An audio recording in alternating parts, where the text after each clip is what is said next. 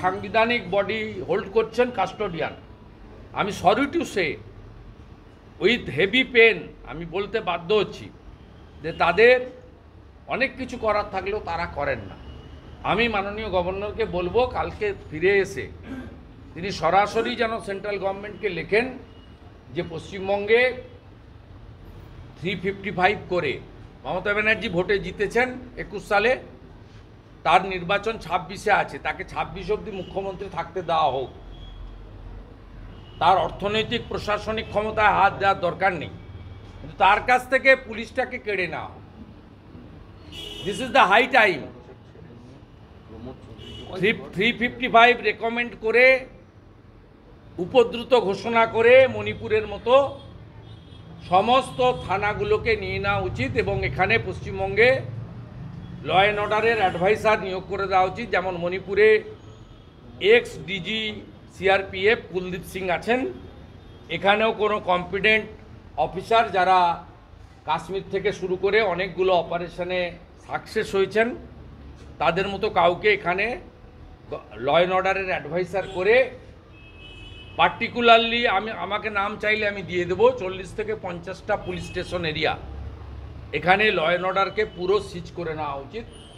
কারণ 355 as a whole রাজ্যে লাগানো যায় না, কতগুলো পার্টিকুলার এরিয়াকে মার্ক করে লাগানো যায়। সে মার্ক করে লাগানোর মতো ফিট কেস পশ্চিমবঙ্গে তৈরি হয়ে গেছে। তাই গভর্নর সাহেবকে বলবো উইথ স্পেসিফিক রেকমেন্ডেশন, আপনি চাইলে পারেন, you are the constitution head of the state, আপনি প্রপার রেকমেন্ডেশন কালকে ফিরে এসে করুন, আমরা আপনার সাথে আছি। শুধু আপনি আপনার একটা মামলার পরিপ্রেক্ষিতে আদালতে কয়েকদিন আগে কার্যত 355 দিকেই প্রশ্ন তুলেছিলেন, মানে কেন্দ্রীয় বাহিনী রাখা নিয়ে বলা হয়েছিল যে কেন্দ্র পুরো বিষয়টা কেন্দ্র। 355 তো বলতে পারেনি, কোর্ট বলেছে পোস্টপোল ভায়োলেন্স হয়েছে, রাজ্য সরকার ওখানে কোর্টে করেছে। আমি 1025টা কমপ্লেন হয়েছে ডিজিপির মেলে কোর্টে সাবমিট করেছি। এজি বলছিলেন যে আমরা এর মধ্যে 107টা এফআইআর ট্রিট করেছি। তা 107টা এফআইআর ট্রিট হলে ল অ্যান্ড অর্ডার নেই, এখানে প্রমাণ হয়েছে, সেটা প্রমাণ করা হয়েছে। এবং এজি সাহেব বলছিলেন যে কোনো ঘর ছাড়া নেই। আমি আমার লয়ারের মাধ্যমে 1821 জনের নাম আমি কোর্টে সাবমিট করেছি, তার আগে ডিজিপিকে মেল করেছি।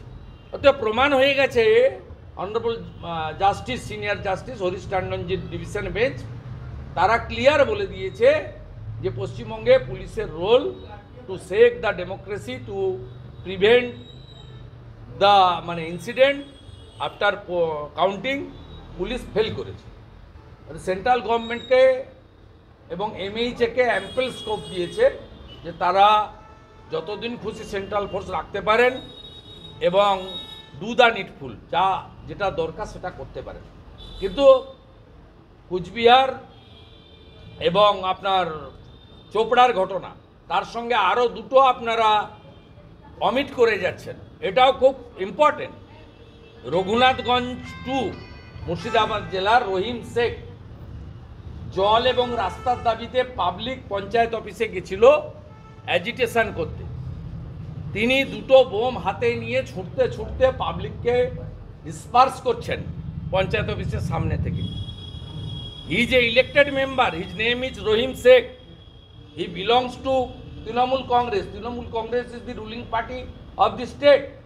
সেকেন্ড থিং হচ্ছে বাঁকড়াতে মিন্টু শেখ পঞ্চায়েত মেম্বার, তিনি বাড়ি থেকে বন্দুক তাক করে জনগণের দিকে ফায়ারিং করছেন পাবলিককে ডিসপার্স করার জন্য তার বাড়ির জানলা থেকে, এবং ভিডিও দিয়ে লিডার অফ অপোজিশন।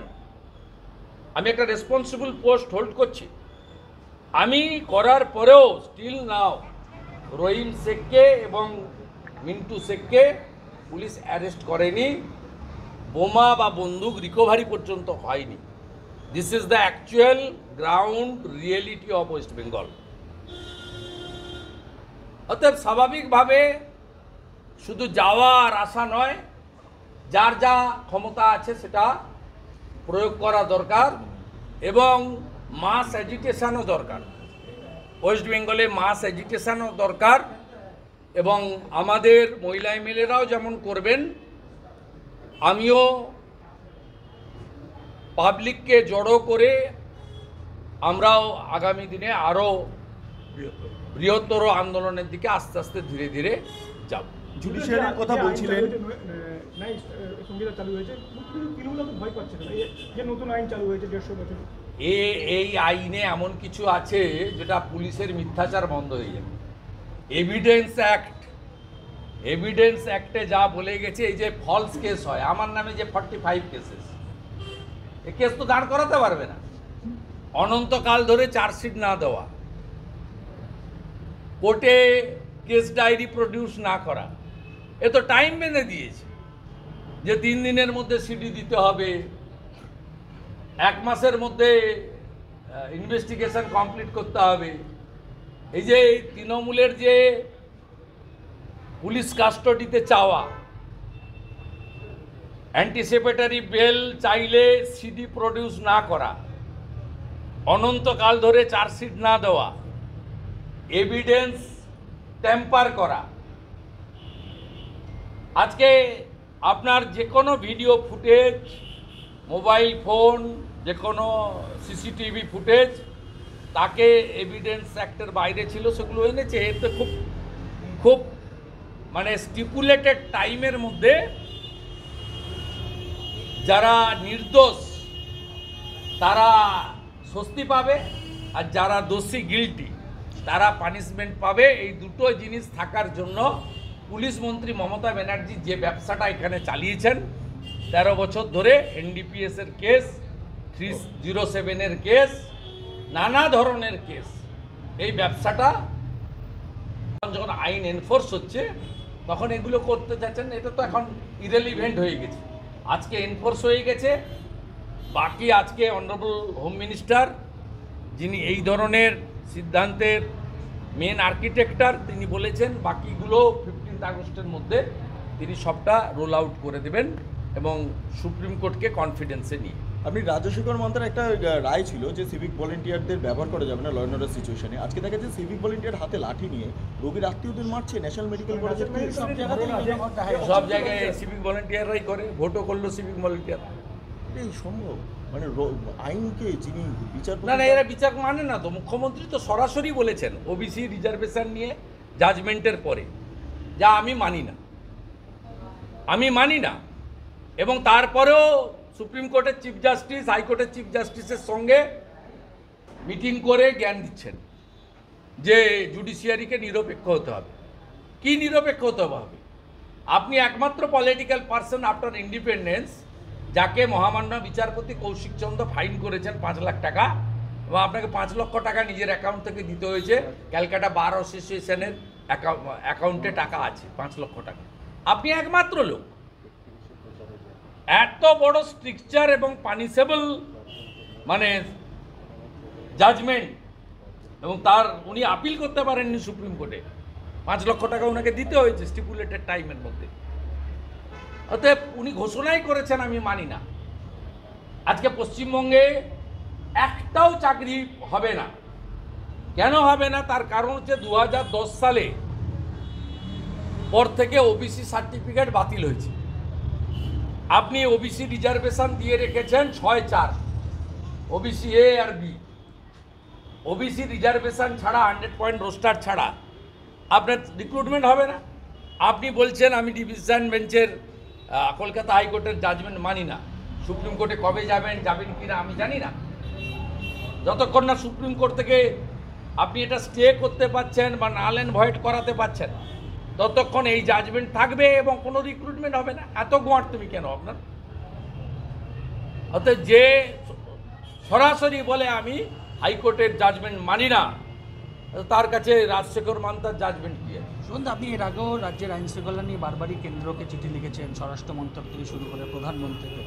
ফের কি আপনি এই যে একের পর এক ঘটনা ঘটছে, না, আমি আপনাকে বলি, ইতিমধ্যে মাননীয় রাজ্যসভার সাংসদ শ্রমিক ভট্টাচার্য তিনি অ্যাট্রোসিটি এগেনস্ট ওমেন, চাইল্ড এবং মাইনরিটিস যেটা বলতে পারেন, ল অ্যান্ড অর্ডার তো স্টেট সাবজেক্ট। আপনি as a whole law and order নিয়ে তো কেন্দ্রের ডাইরেক্ট হস্তক্ষেপ করার কিছু নেই। এমএইচে বড় জোর রিপোর্ট চাইতে পারে। লিমিটেশনটা বুঝতে হবে। ভারতবর্ষে যে সরকার চলে তারা সংবিধান মেনে চলে। ভারতবর্ষের প্রধানমন্ত্রী কখনো বলে না যে রাষ্ট্রপতি ভবনে যাওয়া যাবে না। এখানকার মুখ্যমন্ত্রী বলেন যে রাজভবনে যাওয়া যাবে না। অতএব কনস্টিটিউশনাল বডিকে দেশের সবাই রেসপেক্ট করে, ইনি দেন না। অতএব ওখানে লিখে বললে তো কোনো লাভ হবে না। যেখানে বললে লাভ হবে সেটা আমি জানি।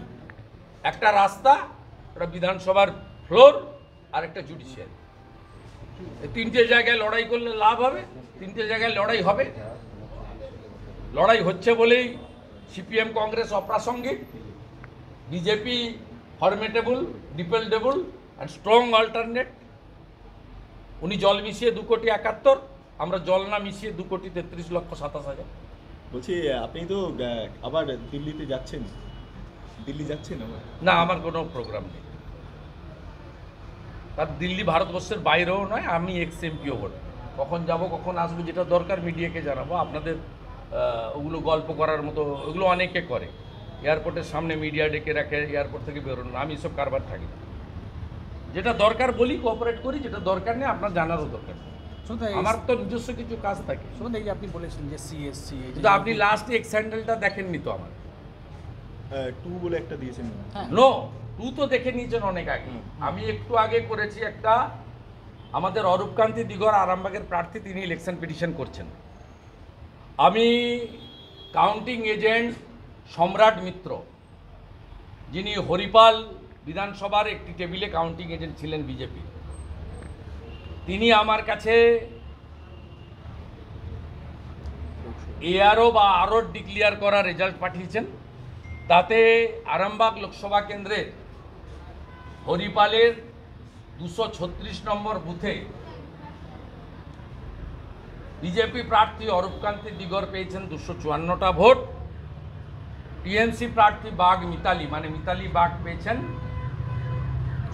552টা ভোট। কিন্তু কাউন্টিং টেবিলে যিনি ছিলেন তার সিট বলছে অরূপকান্তি দিগর পেয়েছিলেন 254, বাগ মিতালি পেয়েছেন 252। আমরা যে অভিযোগটা করছি, রাউন্ড ওয়াইজ ডিক্লারেশন না করে সন্দেহ অবধি ঝুলিয়ে রেখে নিশ্চিত প্রামাণিক অরূপকান্তি দিগর, এরকম বহু বিরোধী দলের প্রার্থীকে এরা হারিয়েছে। 21-এ যা করেছিল এবারেও তাই করেছে, এবং আমরা সর্বক্ষেত্রে আটকাতে পারিনি। আমাদের 1-2 এজেন্ট ছিল, ওদের 8-10 করে এজেন্ট ছিল, এবং সরাসরি পুলিশ, ডিএম, আইপ্যাক সব মিলিয়ে কাজটা করেছে। তাই অরূপকান্তি দিগর ইলেকশন পিটিশন করতে চলেছে। ঠিক আছে, থ্যাংক ইউ।